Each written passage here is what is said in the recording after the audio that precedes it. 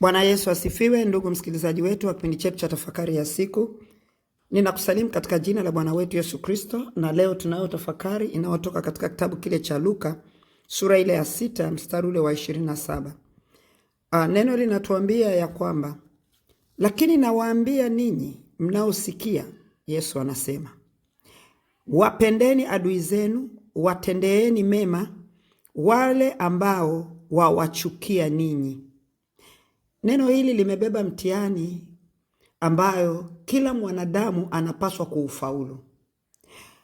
Kwenye Biblia kuna mitihani yetu ili tuweze kuvushwa katika nafasi ya juu zaidi ya utukufu. Biblia inaposema kwamba wapendeni adui zenu, alafu si kuwapenda tu, ili udhihirisho ya kwamba mtu amekukosea, mtu amekuchukia, maana amesema wale wanaokuchukia, amekuchukia, kitu ambacho kitadhihirisha ya kwamba wewe umempenda ni wale pale utakapokuwa umetenda mema kwake. Ndio maana Biblia inatuambia kwamba tusilipe mabaya kwa mema, tushinde mabaya kwa mema. Sasa kushinda mabaya kwa mema hakuhusu tu kumchekea mtu kwenye mdomo, Bwana asifiwe, amina, ubarikiwe. Kuna husu moyoni mwako, kule ndani yako kukoje na mtu huyu. Yaani ni kwamba huu ni mtihani mkubwa na ni mzito, na kila mwanadamu ili aweze kumuona Mungu, yani kumuona Mungu kwa maana siku akiondoka duniani aweze kufika katika ufalme wa Mungu, na pia aweze kumuona Mungu akiwa hapa duniani. Jamani, ni ule upendo unaotoka ndani ya moyo, usiokuwa na kizuizi kiwacho chochote, wala usiokuwa na hila. Na cha kwanza kuthibitisha na kudhihirisha kwa mtu kwamba nina upendo ni pale utakapotenda mema kwa adui yako. Yaani kutenda mema kwa adui yako kutoka moyoni pasipo kumuwazia mabaya. Kibinadamu, watu wengi, mtu yeyote aliyemkosea huwa anafurahia akipata mabaya. Anasikia furaha.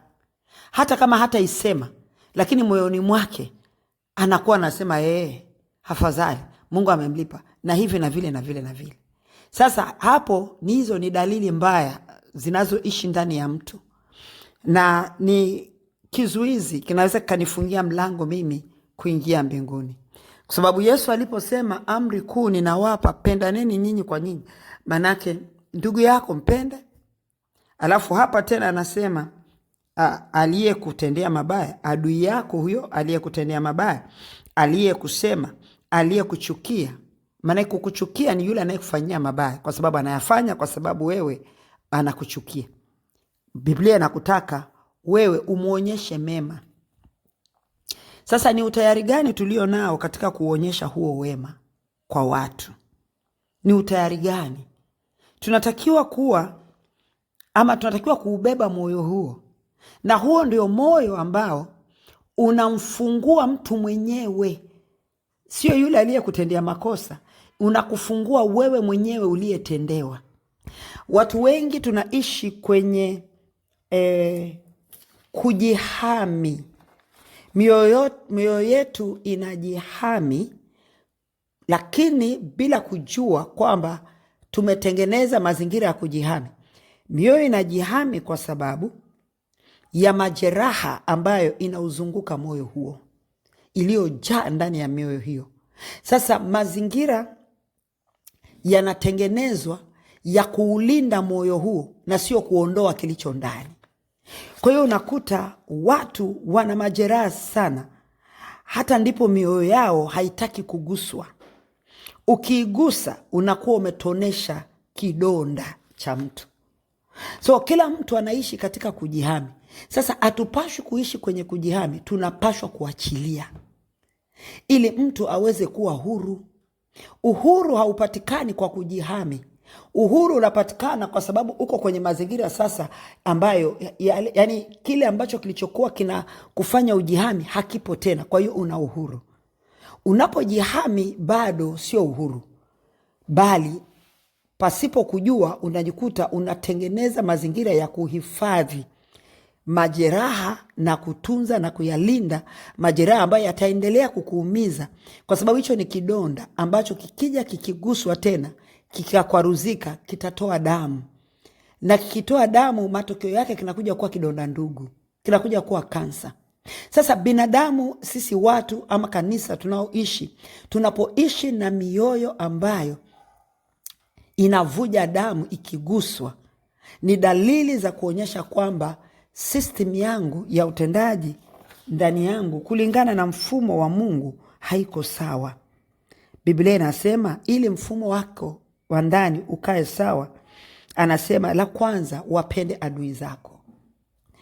Ukimpenda yule ambaye mnakula naye na mnasali naye, bado hujadhihirisha upendo.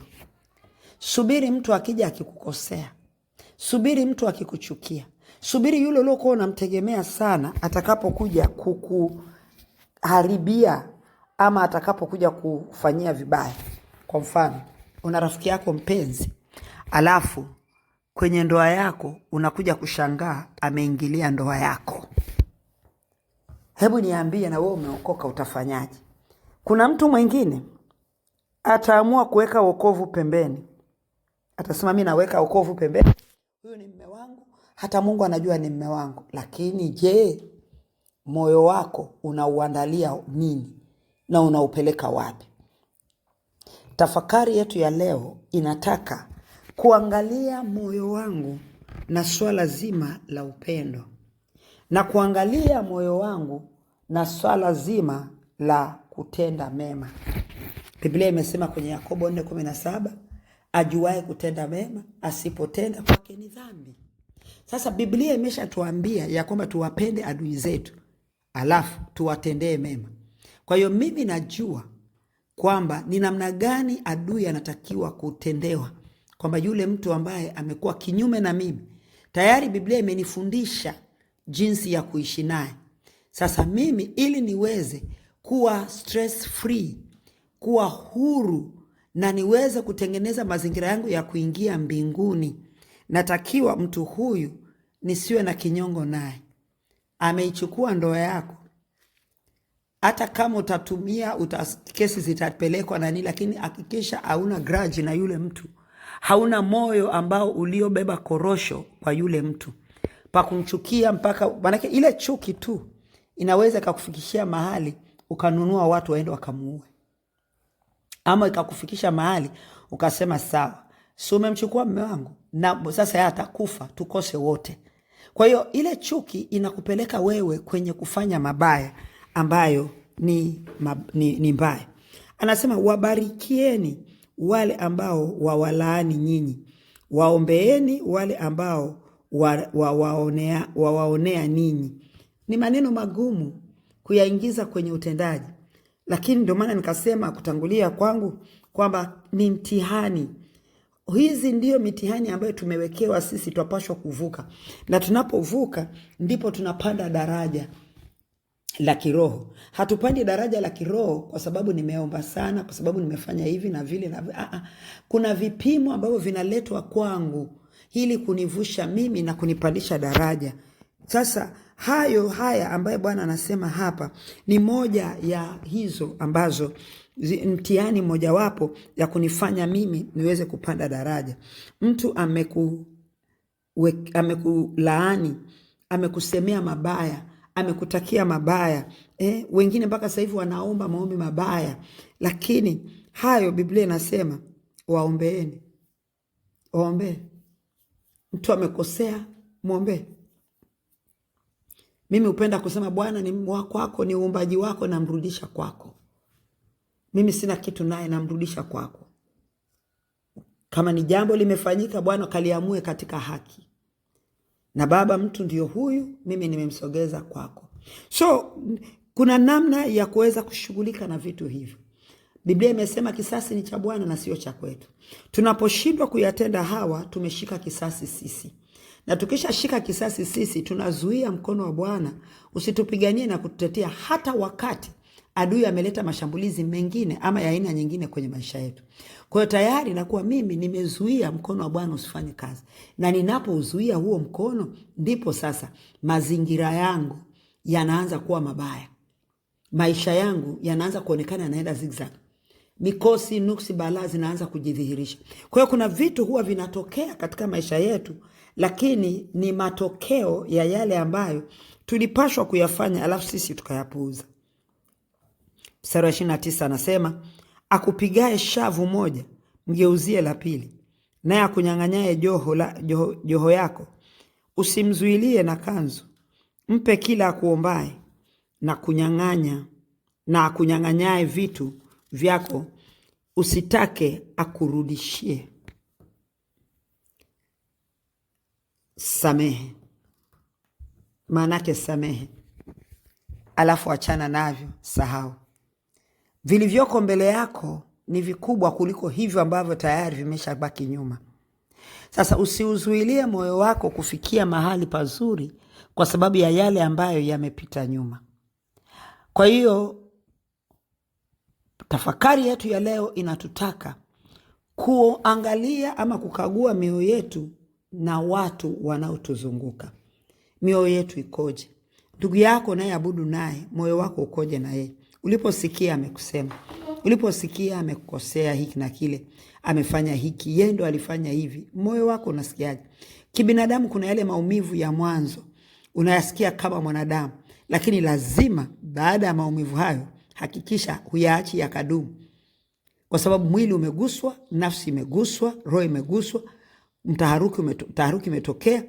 Yale maumivu nayo yapata, hakikisha unayamaliza sasa hiyo kwa kuyafanya haya ambayo tunayotakiwa kuyafanya. Tusipofanya hivyo tunajizuilia wenyewe. Sasa angalia, usizuilie mwendo wako wa maisha yako hapa duniani na wa kuingia kwenye ufalme wa Mungu kwa sababu ya watu wengine. Na yeye akaenda akatubu huko, wewe ukajikuta bado unahangaika. Neema Mungu iweze kutosha. Jaribu kutafakari hili na uangalie maisha yako yakoje. Hizi ni hatua ambazo Bwana anatuvusha katika kila tafakari tunaokwenda nayo. Wewe ambaye unayelisikia neno hili, kagua moyo wako sasa. Na angalia wale watu ambao wanaokuzunguka na wale ambao walishakufanyia mabaya. Moyo wako ukoje? Je, ule upendo ambao ulikuwa unawapenda bado unao? Bado ile ulikuwa unawapenda, una matamanio ya kuona kwamba ni ndugu zako, ni marafiki zako, ama unasikia kama vile sitaki hata kumuona, utaki hata kusikia? Hapana. Tutengeneze mioyo yetu na ibaki hivyo, kwamba hata kama hautasema kitu, lakini hakikisha ndani ya moyo wako hakuna hila yoyote ambayo itapatikana kwako kwa sababu tu kuna mtu amekukosea. Hakikisha moyo wako hauguswi na tendo la mtu mwingine, bali moyo wako uguswe na yale unayoyafanya wewe. Mungu atusaidie kupitia Roho yake Mtakatifu. Ni mtihani mgumu sana, lakini kila mtu anapashwa auvuke. Maneno haya yalipoandikwa kwenye Biblia yalituwajibisha sisi kuwajibika kwayo. Na tunaposhindwa kuwajibika kwayo, tuna hatia mbele za Mungu. Ndugu yangu unaisikia tafakari ya leo, tengeneza haya ili tuweze kuwa na kibali mbele za Mungu. Na njia zetu zilizofungika zikafunguke. Kwa sababu njia zetu zingine zinafungika kwa sababu kuna watu tuliowashikilia. Na wale tuliowashikilia, kumbuka, ndio tumewaweka mbele yetu, alafu tuzo wameblock. Chochote kinachotakiwa kuja hakiwezi kuja mpaka yeye aondoke hapo. Nani atamuondoa? Ni wewe uliyemweka na mimi niliyemweka. Kwa hiyo leo tutafakari hii. Mwambie tu Bwana, naamua kuwaondoa wale watu wote ambao nilikuwa nimewashikilia bila mimi kujua. Lakini la pili, ninaamua kuwatendea mema. Na yale ambaye niliwatendea mabaya, niliwawazia mabaya, basi Bwana naomba ukanirehemu, ukanisamehe. Na hiyo itatusaidia sana. Bwana Yesu turehemu. Umesema nasi tunakuja mbele zako. Ni kweli kabisa mioyo huwa inauma kama wanadamu, na wakati mwingine tunashindwa kuachilia watu. Tunaomba damu yako takatifu ikatusafishe katika kosa hilo. Tunapoungama mbele zako na kutubu, natubu kwa ajili ya baba yule, mama yule, na vijana wale, na hata nafsi yangu. Tunajiweka wakfu chini ya uweza wako, tukiomba ukatutendee, ukatupe neema ya kuweza kushinda haya, ili tuweze kutenda mema kwa wale ambao wanaotukosea, wanaotuudhi na waliotuudhi, ili tuweze kuwa huru, na uhuru huo ukatuingize katika kukuona wewe Mungu ambaye tumeshindwa kuona.